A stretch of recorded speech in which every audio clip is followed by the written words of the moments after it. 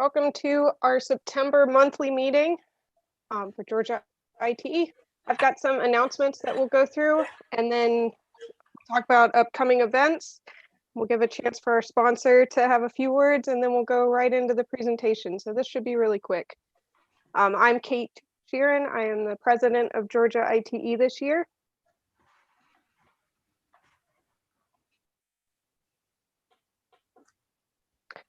So committee updates. The awards and nominations committee nomination season is here, and we will be posting more information about the various Georgia ITE individual and project related awards. Start thinking about which amazing projects, volunteers, coworkers, or clients would fit into these categories. Information will be on the website soon. The nominations will be able to be submitted online or directly to our nominations committee, which is headed up by our past president, Jody Peace. These will close in late October, and the winners will be announced at the annual meeting in December.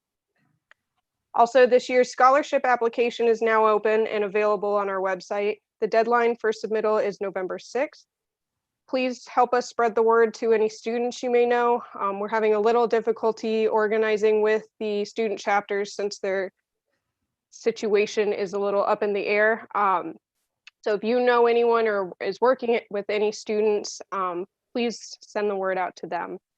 More information about this can be found on our website under the announcements section, which is now listed on our homepage. Due to safety concerns, our annual golf tournament that we do with the Georgia DOT Engineering Associations group, we're going to postpone that event until the spring. We just couldn't come up with a way to meet in person and feel like it was conducive to the situation we're currently in. Also, the chair for our 2021 Winter Workshop has been selected. Please join me in congratulating MD Shah Imran for taking on this position. We are unsure as to how the event will actually take place, but we are starting to get the planning underway, and they have selected a date for this in early March. So we're ready to get that planning started, and let us know if you're interested in becoming a volunteer for the event. More information will be provided in the upcoming e-blast. So upcoming events, we've got our October technical exchange. We're still planning on doing that with Clemson this year.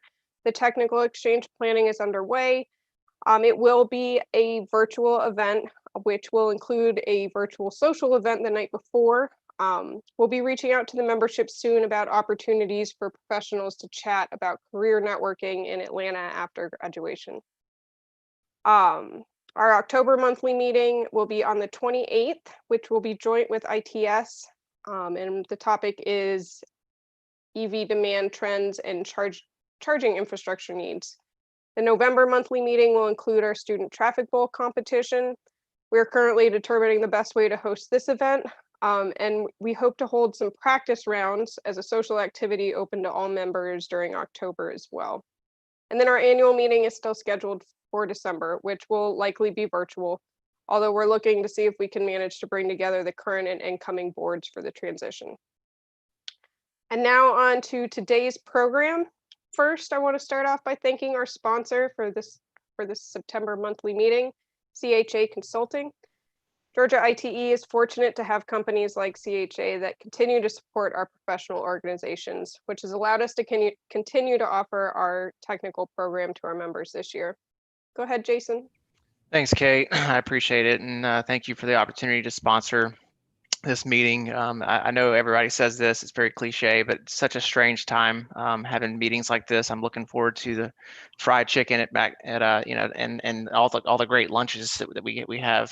So we certainly miss those. But so I'm sure most on this meeting do know who I am, but for those who don't, my name is Jason Dickerson. I work for CHA, which is previously Wolverton.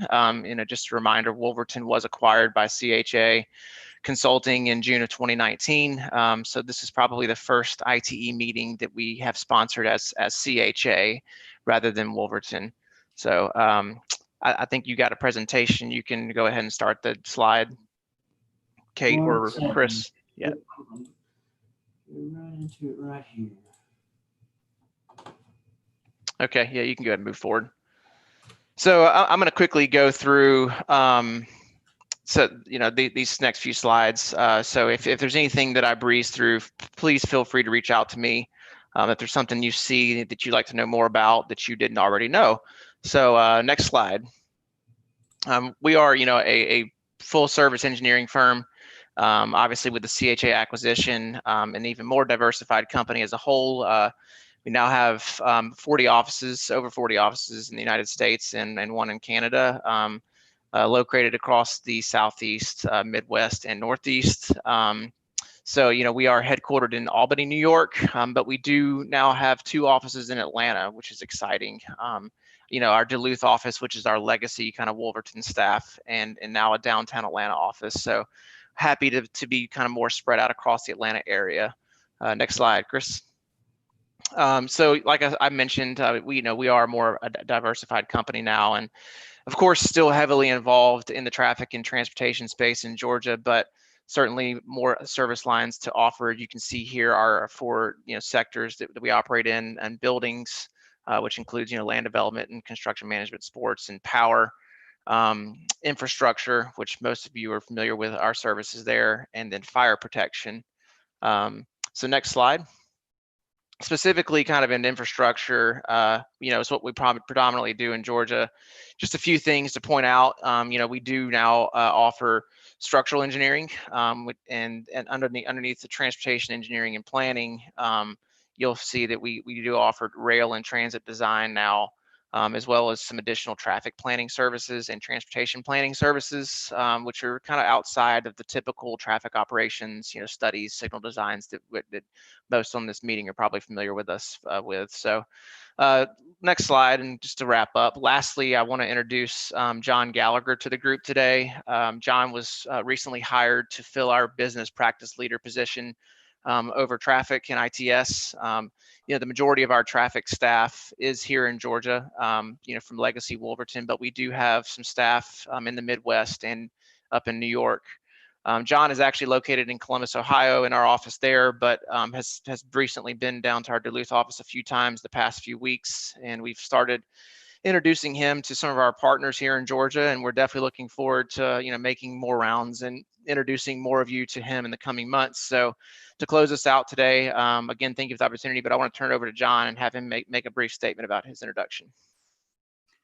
Hey, I appreciate the opportunity to introduce myself here.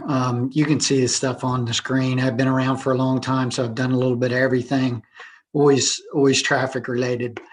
Been real involved in ITE in Ohio and nationally. I was on the Ohio board for 7 years. I was on the Great Lakes District board for a couple years, president of the Ohio board in 2013, I believe. Currently, I'm on International's Advocacy Committee, which is very active at the moment when we're trying to get transportation bill renewed. Once COVID lets up, you guys will probably start seeing my face at some of these meetings. Pretty active in ITE wherever we have traffic work going on, and I look forward to meeting a lot of you. Thank you.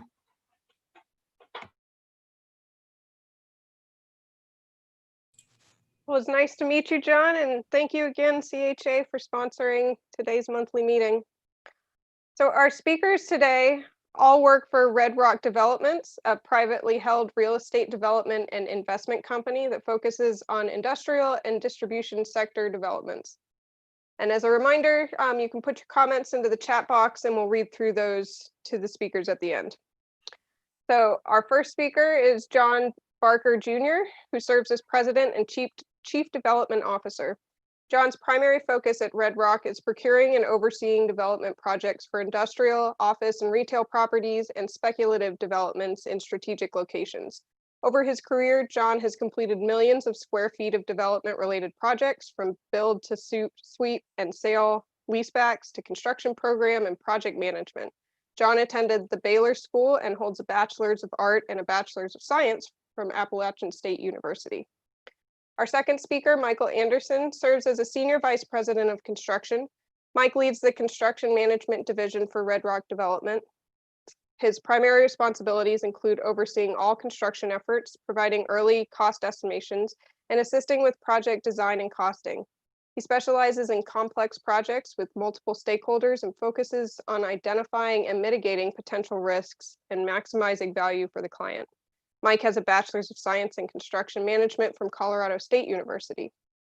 And our last speaker, Jay Matei, serves as a Senior Vice President of Engineering and Pre-Construction Services. Jay leads the Pre-Development and Design Services Division of Red Rock. His primary responsibilities include due diligence, site feasibility, and managing his entitlement, design, and permitting processes. Jay has extensive experience working in complex regulatory environments and has established a track record of delivering efficient, cost-effective designs on challenging sites. Jay has a Bachelor's of Science in Civil Engineering from the University of Florida and is a registered professional engineer. Thank you, guys. Go ahead and take it away. This is John Barker. Thank you very much. I'm going to share my screen on my end if I can. I suppose that will work. I'm going to give that a shot real quick as we get going. And let's see if we can get this working here. John, I think we need to set the table early on that, you know, Matei makes Jay sound French, and it happens all the time. We like to give him a hard time about it, but it is pronounced Matey, just so we level set the table there. It's Jay Matey. Sorry, Jay. Yes. That was my bad. I apologize too. All right. No problem whatsoever. I didn't have any luck there, so I'm going to try it again here if I can. It looks like it didn't do what I needed to do. You can see your presentation layout, but not the full. Yeah. Okay. Great. I can still see the on the screen, as many of us know. I have just comments about. I can't wait till we get back together. Sometimes doing the presentations, you know, you get to read what's on the screen instead of preach it face to face. So nobody knows if we know what we're saying or not. So I'm kidding. So we'll put it in presentation mode if I can. And if you'll just verify it works properly one more time here. You usually have to share the screen that is presentation mode. Can you see it now? We can see Nope. your Background. presentation, but not the full screen. Okay, just give me one more second and we're gonna get this knocked out here real quick. I think I know what I need to do. Bear with me 1 second. Yeah.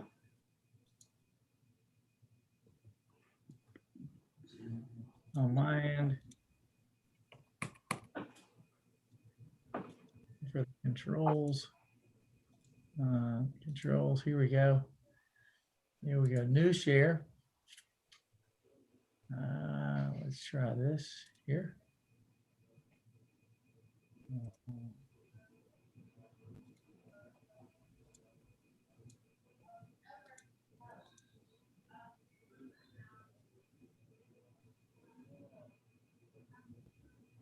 I think I'm getting close here.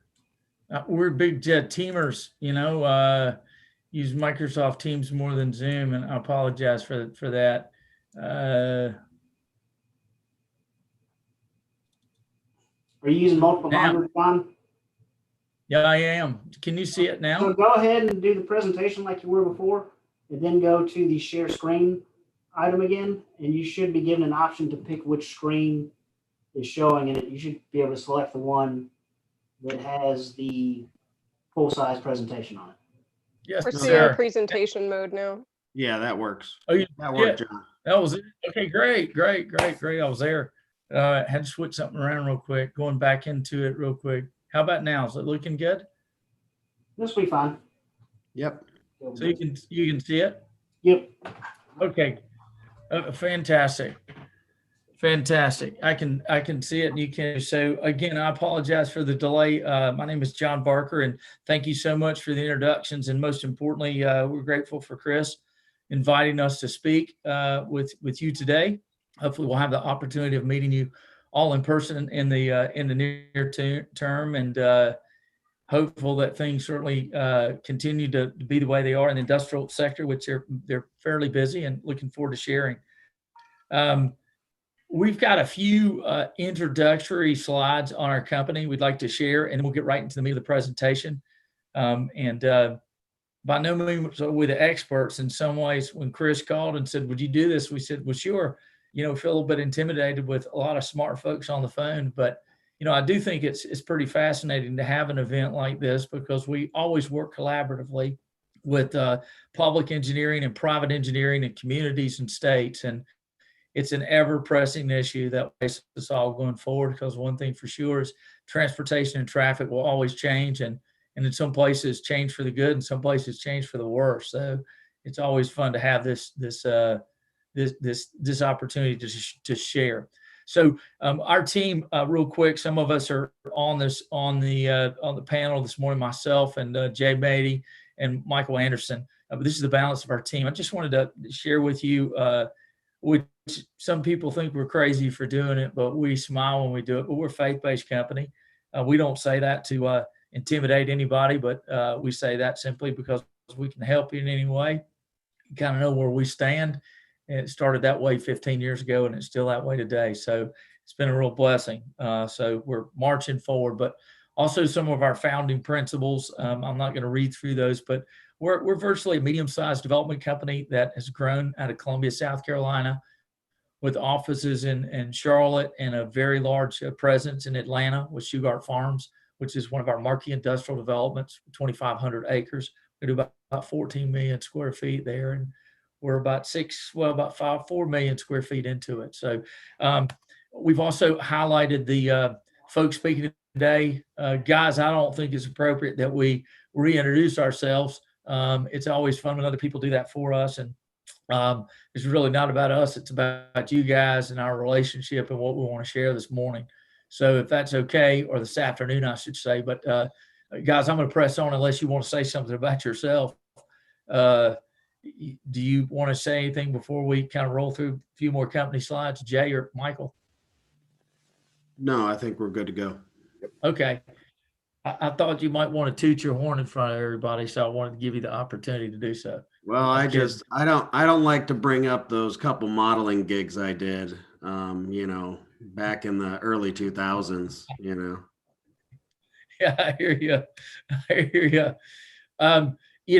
Corporate slides specific to where we are and what our objectives are, it's already been addressed. So I'm going to bypass this slide.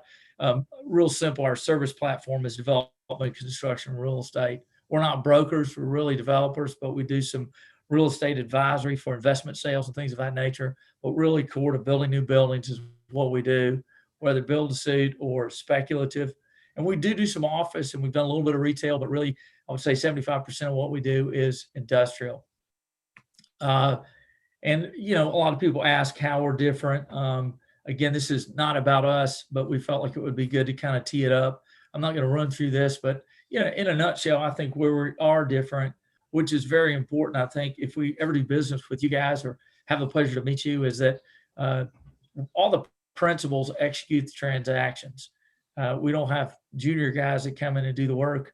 Not that we might not have that one day, and that's not a bad thing, but when you're executing large projects or even medium, small projects, it's always know that the principals are at the table. So that's one of our calling cards that we have, and we're proud of that. Hopefully it'll continue that way. These are some of our customers we've done business with. Some of the large companies, medium-sized companies, and kind of hometown companies. So we treat the customer the same way, whether we're asked to do a service with transportation-related folks or community or a tenant or a broker. Customers are king, and we want to give the same level of service. But these are, in essence, the tenants we've done business with across the Southeast. These are some of the projects we've done. I feel like sometimes folks judge you not necessarily by who you are, but who you've done business with and what you've done. So it's always fun just to show some of the buildings that we've done. A lot of different sizes. We've done buildings as small as 50,000 feet, as large as 1.5 million square feet. We've done manufacturing deals, and we've done distribution deals. Probably more distribution in greater Georgia, I should say, compared to some other areas. And these are some of the distribution buildings we've done recently. In Atlanta, particularly, we're on our 4th spec building. That's 900,000 square feet. We did a project with Smuckers, Duracell, and PVH, which are our 3 big tenants in Atlanta, at Shugart Farms, which is south of the airport, and now we're building a 910,000 square foot building under construction. Mike, Jay, before we move into the presentation, anything you'd like to say about Red Rock? Nope. Okay. And these are our spec markets that we're spending time in. So, you know, we're predominantly East Coast. We're going to shift into the West Coast, and it's always fun to get a cross section. You know, sometimes smaller communities are a little easier to work with than large communities, but sometimes not. So, you know, whatever the case may be, we try to follow the rules and obey the process and do whatever we can to make a contribution to the community. All right. So today's topic, when we spoke with Chris, he asked us to speak really transportation from a developer's perspective. And I'm going to tee these slides up and ask Michael and Jay to kind of comment on them. But to explain what you see on the screen, the first slide is in essence, you know, the impacts of transportation on site selection. And, you know, really and truly, when we do site selection as a company, we have to look at it through the tenant size. Ultimately, that's the occupier. And it can be quite complex, especially for large distribution companies that have big supply chains. It's not a put it here, pal type situation. And we try to think through it the best we can. But one thing has not changed is access to the interstate freely, less congestion, et cetera. But we did split the two up. We felt like there'd be a cross section of professionals, some more in the urban areas like Atlanta or Macon or Savannah, and maybe some not so farther out. And that being the case, there's a tendency to see more manufacturing deals outside of the core than inside the core. And they in some ways look at things slightly different. So you can see the red box in the middle. And Mike, I know we talked about you kind of sharing. Mike is a fun guy to work with, but he's also got some corporate experience. He did quite a few years with Michelin North America. And so he's seen it directly from the tenant's perspective as a manufacturer and as a distribution company. And naturally, you know, moving the product has significance into their ability to perform. So, Mike, do you want to kind of share your thoughts initially on the red box section, manufacturing versus distribution from a site selection process? Yeah, that'd be great. Thanks for teeing me up there, John. So, yeah, you know, guys, you guys see the slide there in the red box here. What we were trying to highlight when we were talking through this is you've kind of got two conflicting ideas with manufacturing versus distribution. Manufacturing is usually looking for access to the port, the rail, access to what we call upstream supply chain management. So raw materials that are coming in from out of country and from Canada and from the ports. And they're trying to have, you know, much larger utility infrastructure. That's kind of their key needs besides the transportation piece of getting the product to them. Is the infrastructure needs are much greater than a distribution supplier typically would be. Now on the distribution side, it's a lot more complex. It's easier for us to kind of know the key indicators for where manufacturing would be logically based on supply chain and ports and infrastructure. But when distribution, the companies themselves are typically mapping out their customers, their touch points. You know, their access points are to major roadways and how they get to and from their site itself. And what that comes down to is the actual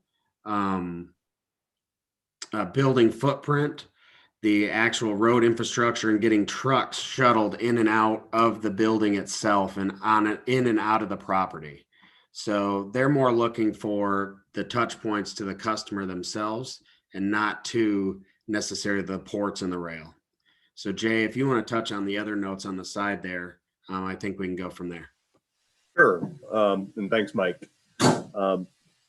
Yeah, when we evaluate properties, particularly for distribution centers, the key is to get the trucks to and from the major highway and interstate system as quickly and efficiently as possible.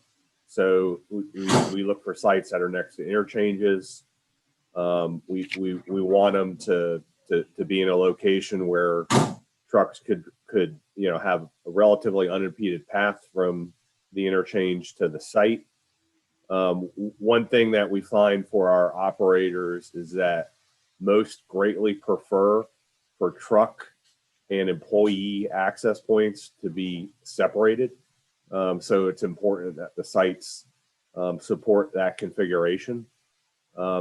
You want to avoid, if at all possible, trucks having to make unprotected left turns on the major highways. I mean, it just makes queue lengths, very, just very long and difficult to negotiate and also unsafe.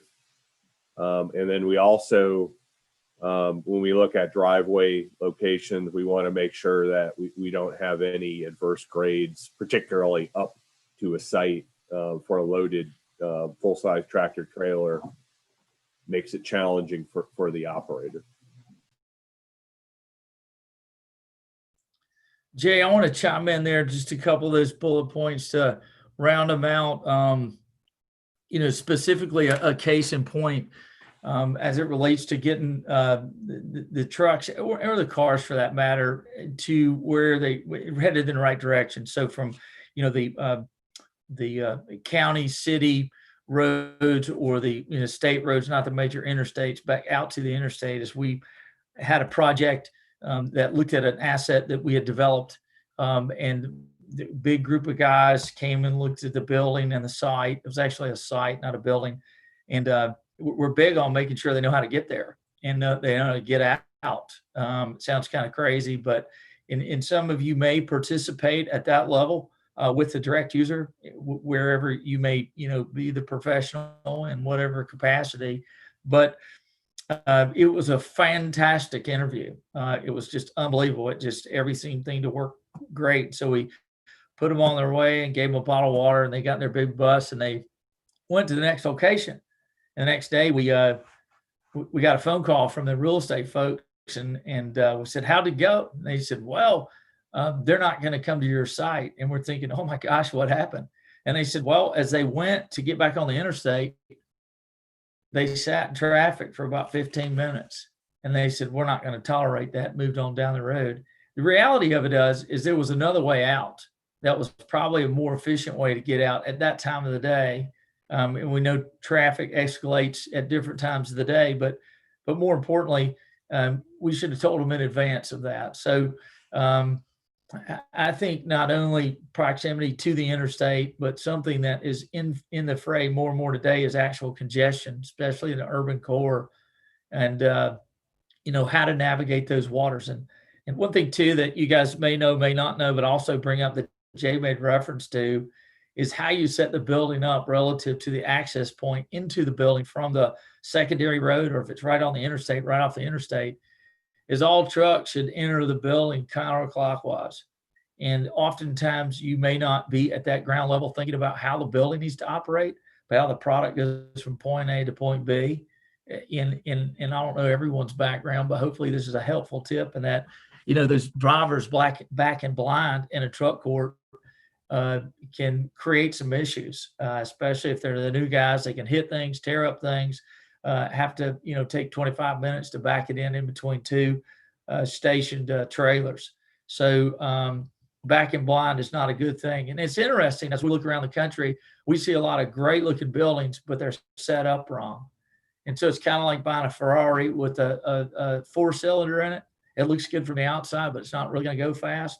And so that's something we're extremely mindful of and pay a lot of attention to. So doing it counterclockwise, setting the building up counterclockwise, it is important. And we talked about grade changes too. That's kind of a no-brainer, but oftentimes we get into that. But we're going to talk a little bit more about congestion as well. And the other thing is just how well is the road maintained? And we've seen that all around the country. That's just not in Greater Georgia.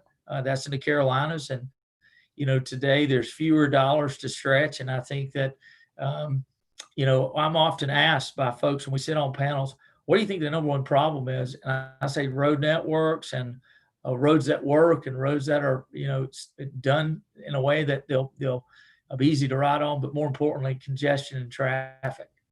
It's the easy one to look the other way. But so we'll press on and go to the next slide if we can. And I thought this would be fun. This is in essence just the impact of traffic and congestion, and it's specific to Atlanta. I know we might have a lot of Atlanta folks on the phone today, but this is unilateral. But you can see in 17 that the Atlanta global rank for traffic congestion was 71, and it was 11 in 17. It's moved up. Quite a few spots. You can see there 1, 2, 3, 4, 5. So it's 6, sitting behind Boston in the lower part of the slide there. I thought this was fascinating because it's not only, our traffic's horrible. What's the real impact in terms of cost?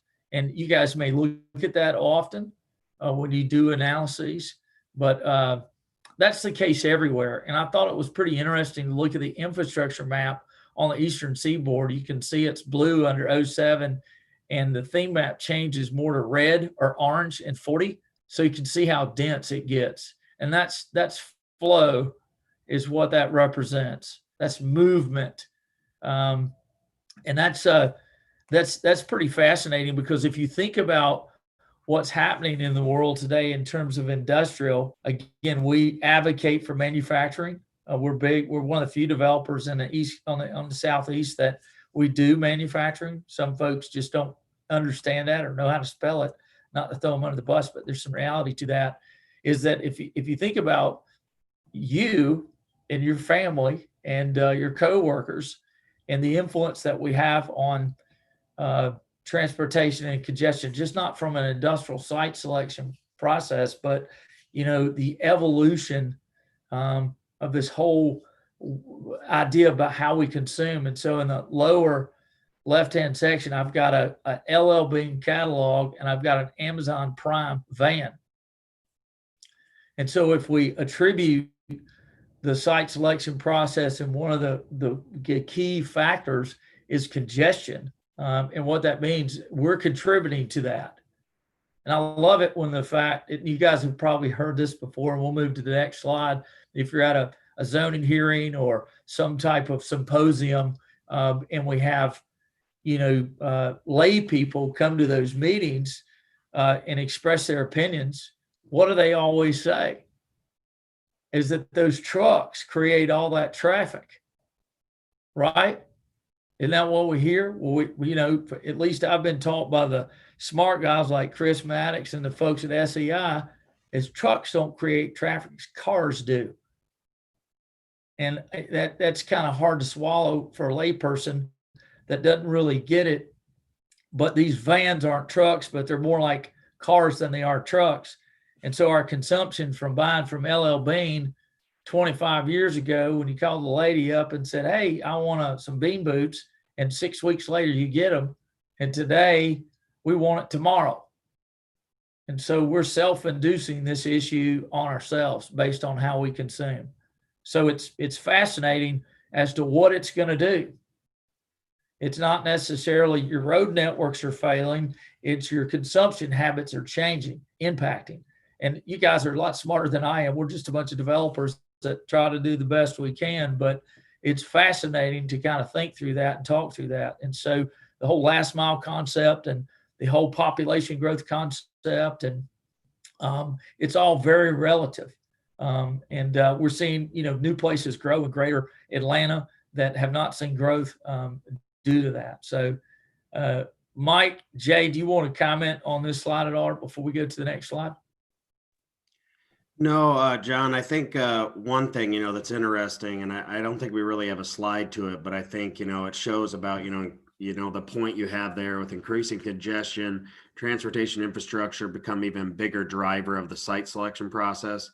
Another piece of that, we've been talking in the industry, everybody, is that it was already headed this way, but now due to COVID-19, you're going to have, land grab out there from other developers that weren't just in the industrial market, trying to buy up big sites that are right off the interstate, prime sites. And there are people with money that think that we know how to do construction. Certainly we can figure this out and we're going to throw it down. So it's not even just the congestion and transportation infrastructure. It's the lack of sites at key points close to the interstate and the ever evolving gamble you play by choosing a site, knowing that that travel distance and how you get to the interstate may change in as little as 5 years. So that's just the point I want to make. And that's maybe just to hit on that. I know you said big land grab. Here's what a little bit more specifically is that retail and office and multifamily developers are not doing much right now, at least as we see it. And we've seen a huge power move for them to get into the industrial sector. So they're going to start buying sites up, and that's okay. That's certainly going to change the dynamics because the consumption will happen sooner than later. So it's the equivalent of having the barber do your heart surgery. Not that retail development is harder than industrial, but it is quite different in terms of what you do. And the way you think about a retail location is very different than an industrial location. So as you may interact with retail, multifamily, single family office developers that may have not done industrial in the past, try to help them. I mean, think through it. A deal is a deal, of course, but everybody loves to learn. And so hopefully you'll have that opportunity. That's a great point, Mike. You're exactly right. Excellent point. All right. So we want to talk next about the challenges we've experienced through the permitting process. And again, this is unilateral. Some places, I'll tell this story. I'm from hometown, Shelby, North Carolina. It's my hometown. I grew up in. My parents still live there.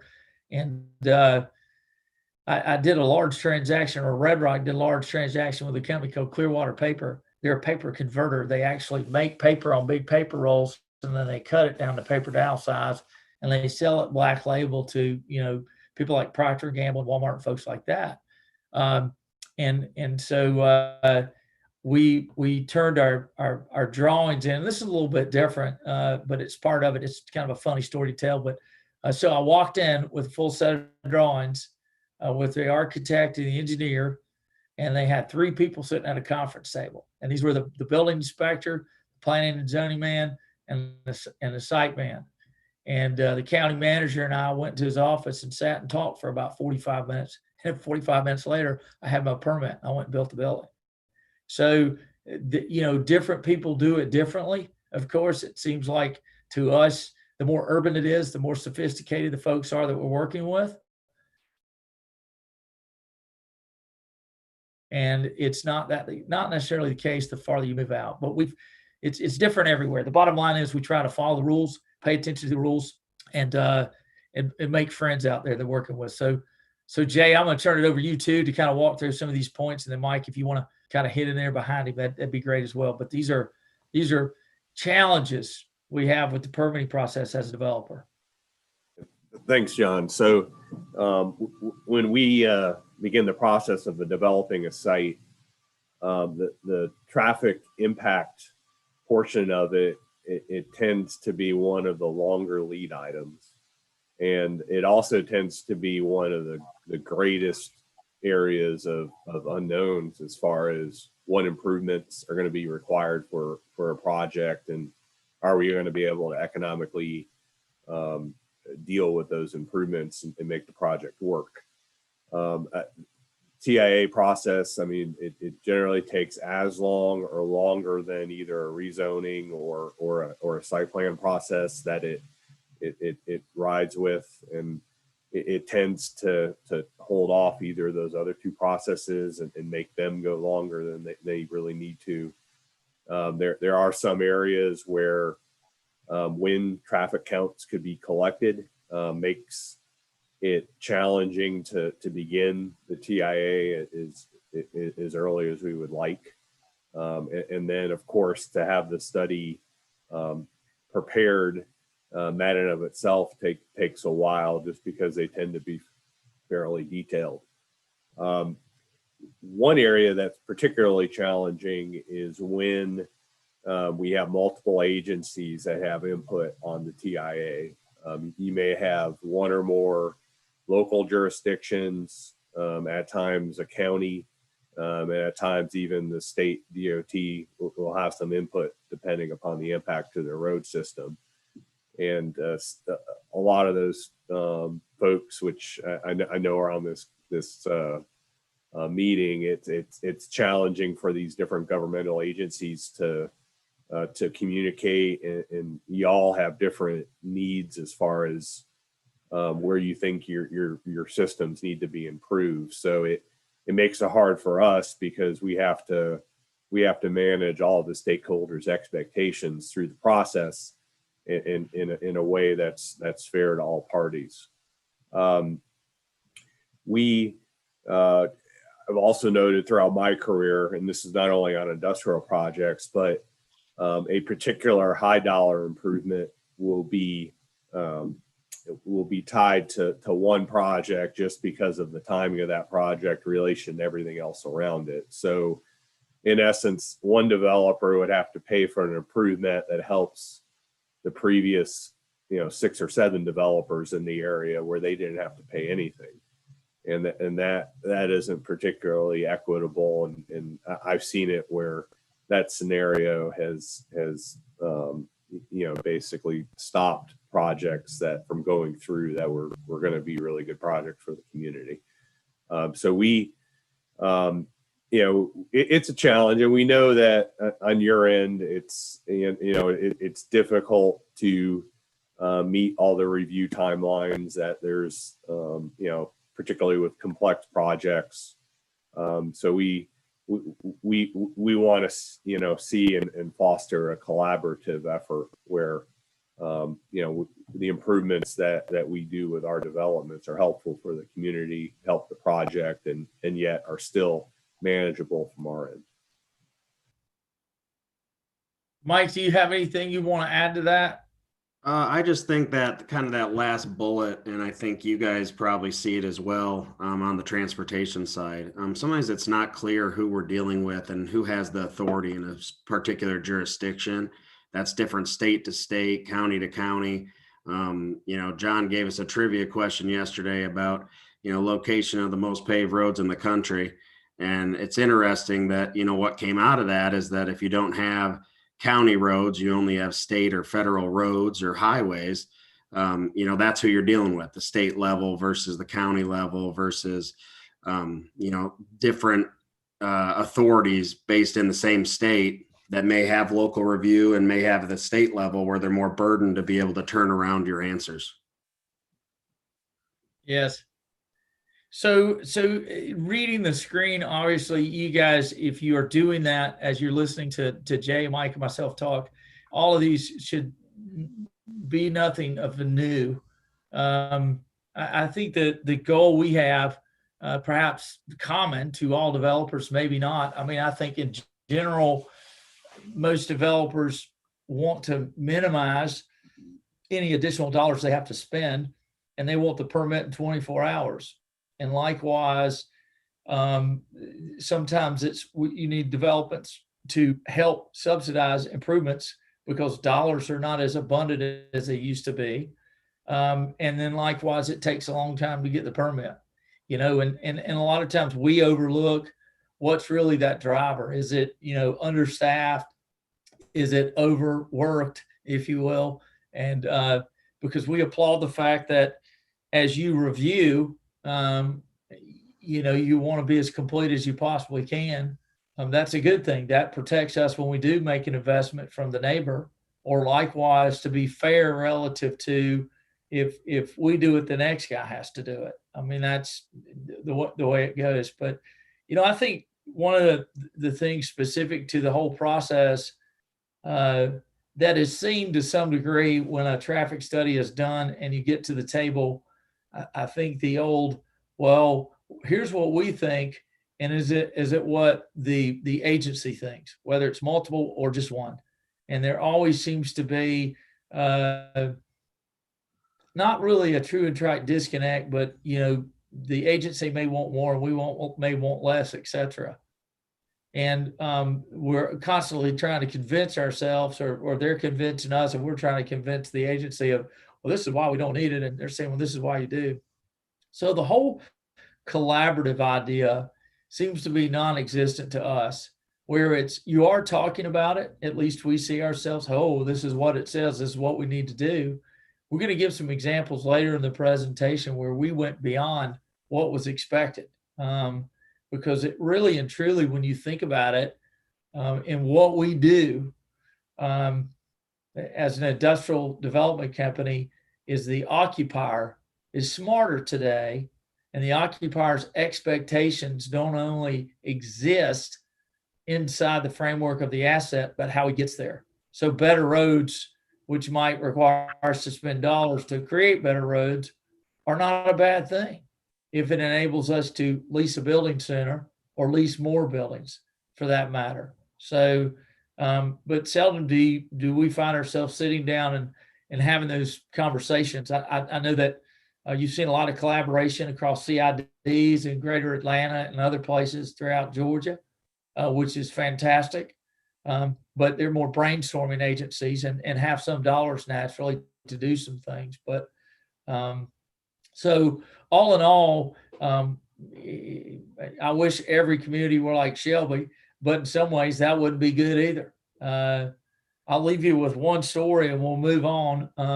When it comes to permitting and getting things done, Mike made the conversation point about North Carolina. And the trivia question was, what state has more road network than any state in the country? And it's North Carolina. They've got more paved roads than any state in the country, at least as of, last week when I checked it, but it's something my dad always preached to me. And that's a selling point in a lot of ways, I guess you could say, to other communities. But the point being is that when I was a young broker and I was working for my dad before I got in the development business, he would say to me, let's go eat lunch. We have a barbecue place. Every small town in America's got a barbecue place. So we go eat barbecue with Ray Spangler, who was the Division 8 engineer for North Carolina DOT. I got to know Mr. Spangler fairly well. And this was, 20 years ago, probably. We go to a barbecue sandwich, and my dad would be wheeling and dealing for Mr. Spangler to build some roads for him for a project. And so for folks that are not as seasoned, I've been doing it for almost 30 years. I'm 53. I've seen a lot. I might not look like it, but a lot's changed. But we'd sit there and eat a barbecue sandwich. We'd talk about how many jobs. The last time I saw my dad do it, we built and paved a 1.5 mile road going to a site, which is today, if you think about that, it's probably unheard of. Somebody think they were a criminal for doing it. And that was with no controls. That was the D8 engineer calling the ball and saying, we'll go do it. So I know there are economic development incentives and things of that nature. And I don't say that it can't get done, but just the good old handshake stuff doesn't really exist anymore anywhere. But people used to say my dad paved more roads than anybody in the state of North Carolina. But things have changed for sure, and they're going to continue to change. All right, our key developer consideration. This is really more of a process and how we look at things. So Jay, by the way, that building right there is in Atlanta. That's in Palmetto. It was a 900,000 square foot distribution center we did for PVH. It was a spec building. So some of you may know that building, some of you may not, but Jay, I'll yield to you to kind of go through some of these, and Mike, you can tee up right behind him if that's okay. Thanks, John. So right now we're actively engaged looking at sites all throughout the southeastern United States. And one of the biggest challenges is that we could see a property's potential, and it could look good on paper or on Google Earth. But if there's $12 billion worth of off-site improvements that are going to be tripped by an industrial development on that land, it's of no use to us or any industrial developer. So we are proactively engaging local traffic consultants to provide us with preliminary feedback, because they're they practice in those localities. They understand what where the congestion is, where the problem intersections and problem links are, and we get feedback as to what potentially could be tied to development of a site we may be looking at.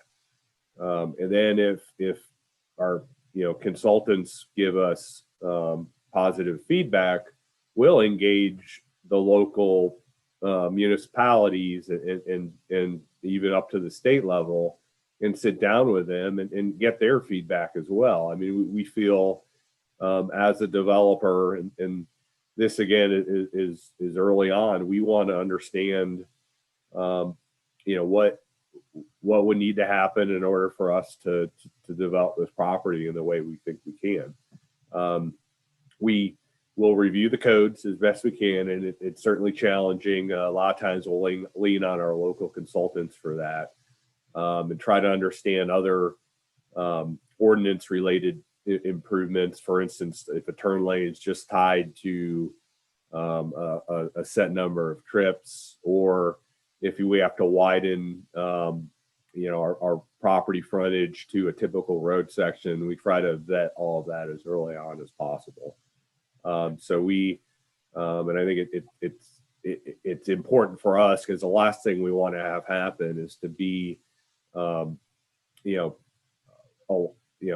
the way through our due diligence process and in the middle of design, or even permitting, and then get a comment back saying that we need to widen 3 miles of road that we never originally accounted for. So those kind of surprises we do not like. So with that, I'll go ahead and turn it over to Mike. Yeah, so we've only got a few minutes left here. I think a lot of this stuff kind of, like I said, is on our side of the thing, but our side of the coin. But this one I think leads into our next slide well for a wish list. And I think sometimes there's not a lot of transparency from DOT and economic development of future plans.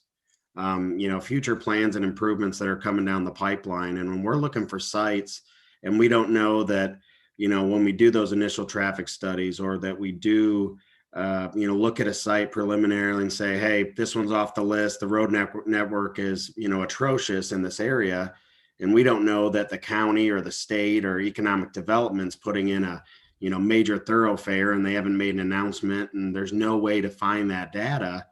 It's actually, more of an issue and a burden for economic development and the future growth than it is where we can share some of that cost, with, hey, the improvements in front of our site will make to match your requirements. And we're going to do a decel lane anyways. And we're going to add a turn lane because it makes sense for us. And we'll help you guys get prepared for signaling and move some lines. There's a lot of things we can do that we're going to want to do anyways to make our site more functional.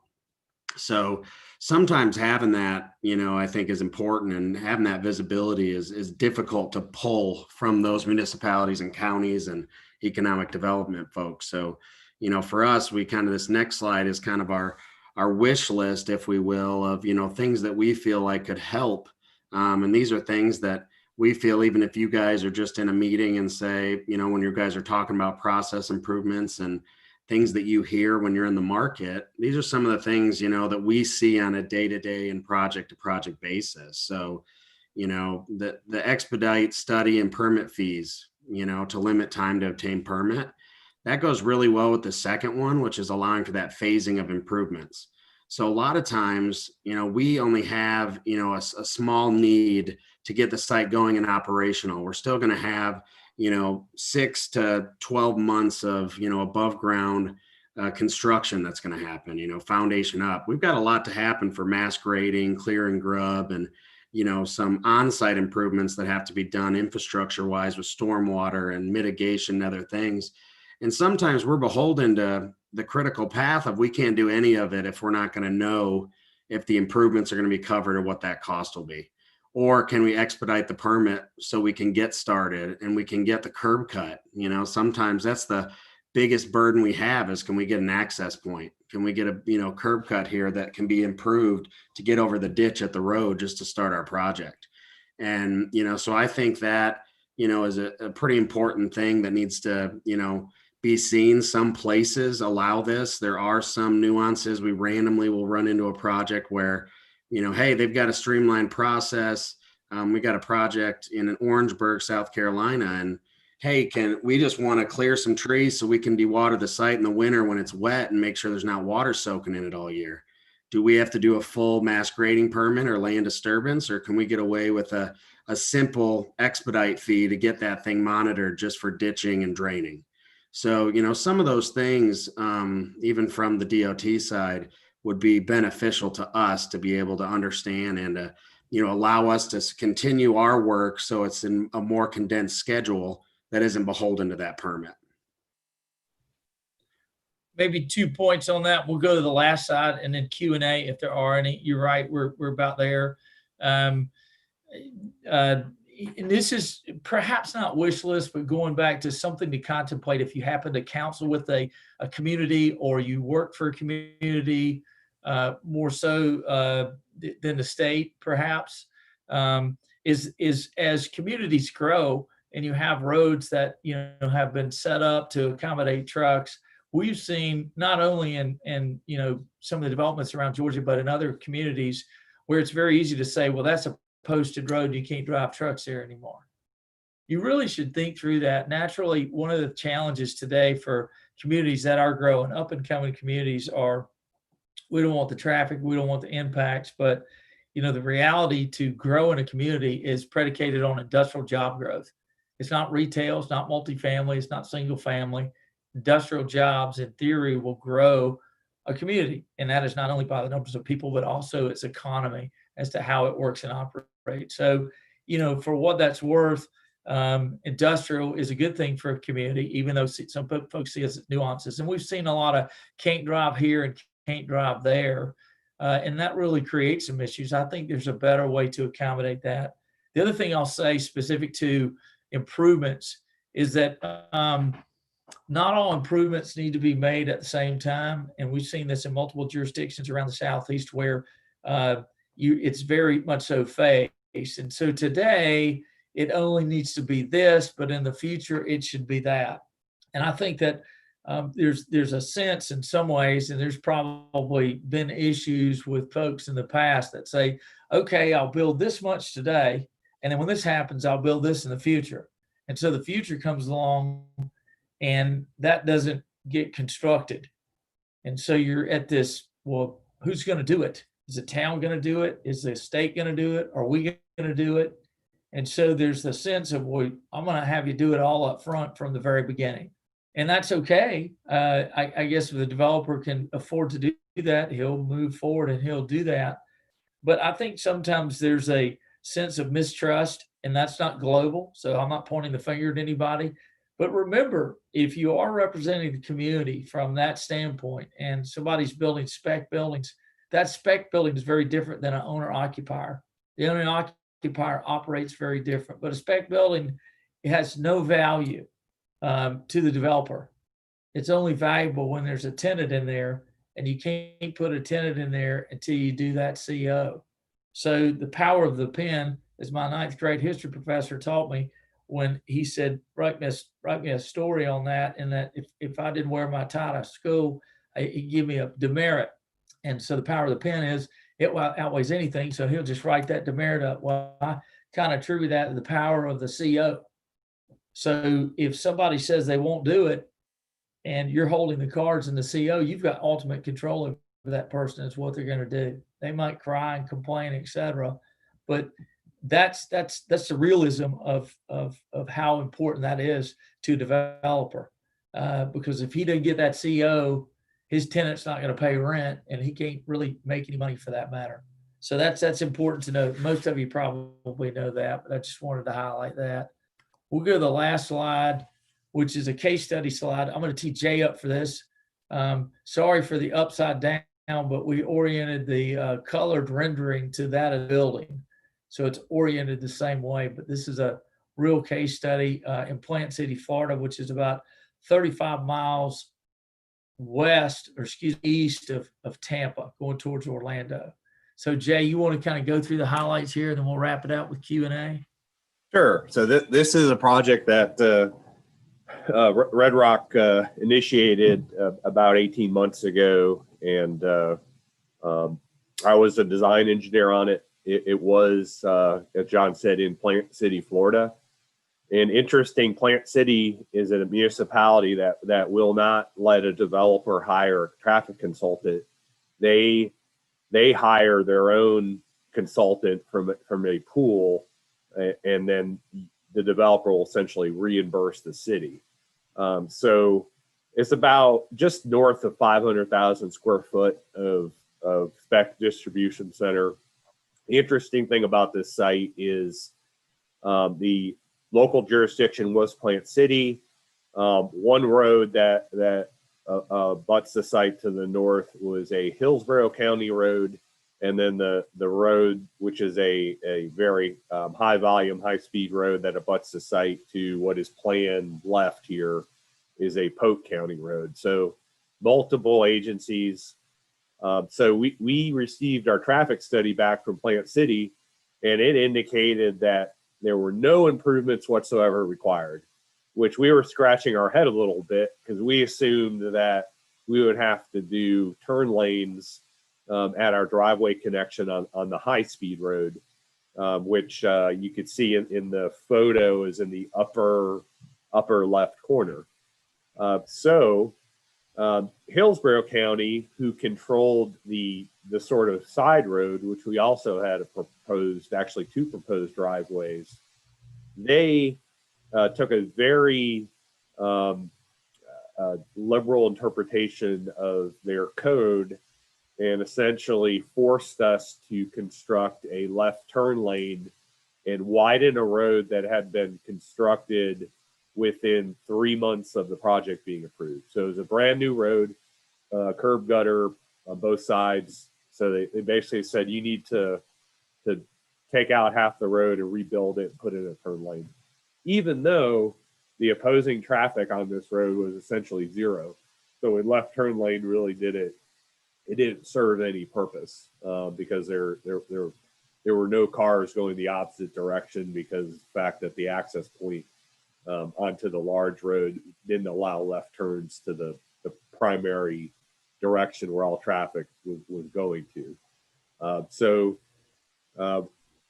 As a developer, we though decided to construct appropriate improvements on the high speed road, which included a fairly long left turn lane and then a right turn lane into our other driveway, even though they weren't required. A, because it was the right thing to do. B, because it provided for safe operation into this asset, and knowing that an operator would be looking at it, we wanted to make sure that the development worked properly. I think the moral to this story is, though, we spent over $250,000 improving a road that there was really no functional improvement to. At the end of the day, if it would have been more collaborative, that money potentially could have been invested in a turn lane extension for another intersection or something else that could have helped our project and the surrounding road network operate better, versus essentially just throwing money at an improvement that really didn't do anything. That sounds good, guys. Okay. We appreciate it. I know we're getting a little close on time, so I'm going to have to step in here a little bit. We did have one question real quick, if y'all don't mind answering it. And it was kind of, how has your experience been with dealing with multiple jurisdictions after you receive conflicting comments? So I think we just kind of touched on that right here. So would this be a kind of a standard practice for y'all, or is, what really is the kind of, standard operating procedure when that happens for y'all? I think with this project, it was challenging because the jurisdictions didn't communicate with each other probably as well as everyone would hope. And because we couldn't choose our own traffic consultant, the traffic consultant that essentially Plant City chose for us yeah, I think there were some challenges with them communicating to the jurisdictions as well, not only on our behalf, but on the government's behalf. So I think that this, we've, learned maybe we needed to get everyone in the room earlier and have a discussion rather than, have